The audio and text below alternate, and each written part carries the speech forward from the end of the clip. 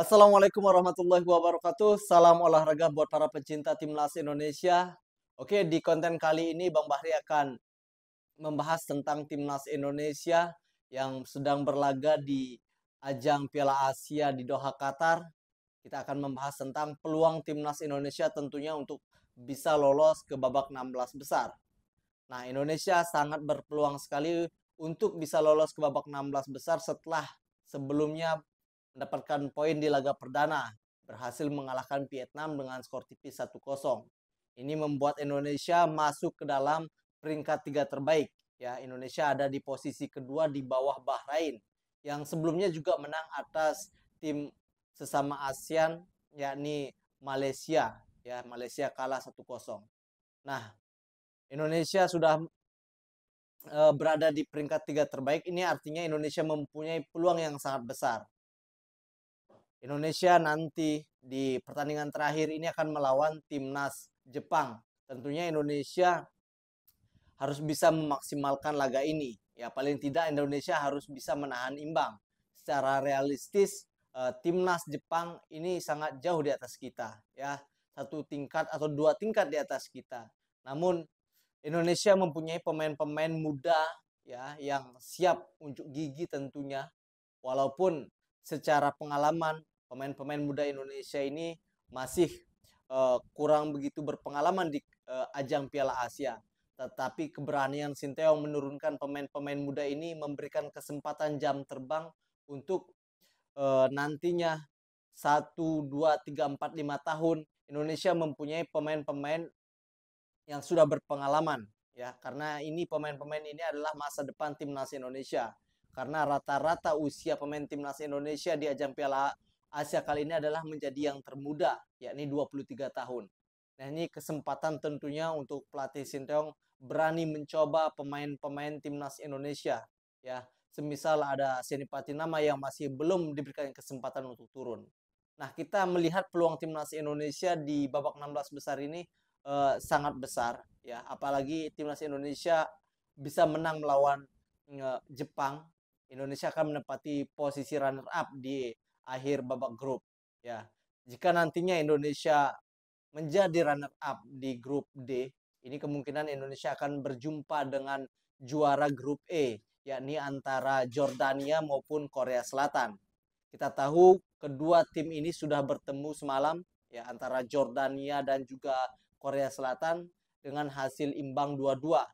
Ini kemungkinan masih menentukan di pertandingan terakhir siapakah yang akan menjadi juara grup E tentunya. Terus kemudian apabila timnas Indonesia bermain imbang ya melawan Jepang, tentunya Indonesia akan menjadi runner up atau menjadi peringkat 3 ya. Jika Indonesia memiliki 4 poin, ini artinya Indonesia sudah dipastikan lolos menjadi peringkat 3 terbaik. Nah, artinya Indonesia ini akan menghadapi juara grup A ataupun juara grup B, di mana juara grup A ini eh, Qatar yang akan dipastikan menjadi juara grup A karena selain sebagai tuan rumah yang didukung oleh para supporternya yang fanatik, timnas Jepang ini sangat diunggulkan sekali ya, karena banyak pemain naturalisasi yang bermain di timnas Qatar. Kemudian ada juga juara grup B, ini juga masih akan ditentukan ya antara Uzbekistan dan Australia. Kita tahu kedua tim ini merupakan kekuatan besar di kawasan Asia yang sering sekali kedua tim ini masuk ke semifinal Piala Asia.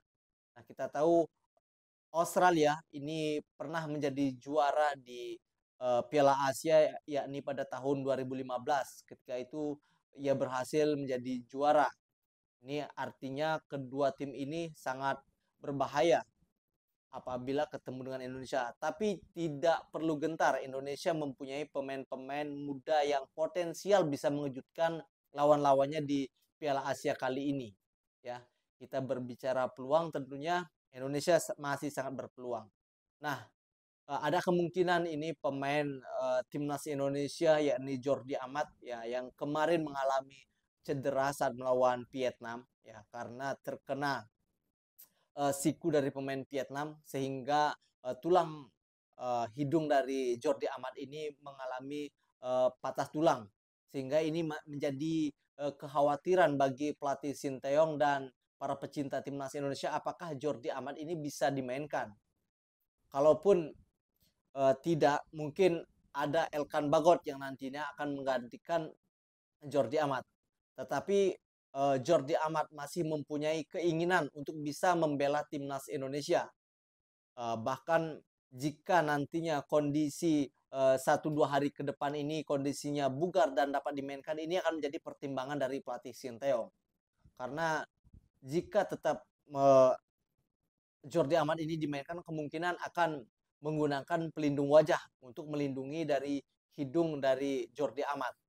Nah, kita ada optimisme setelah melihat permainan timnas Indonesia versus Jepang versus Vietnam. Tentunya Indonesia mempunyai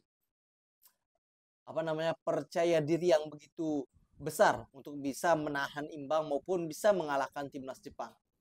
Nah, harapan kita semoga timnas Indonesia bisa menang maupun bisa menahan imbang. Ini sudah bagus sekali.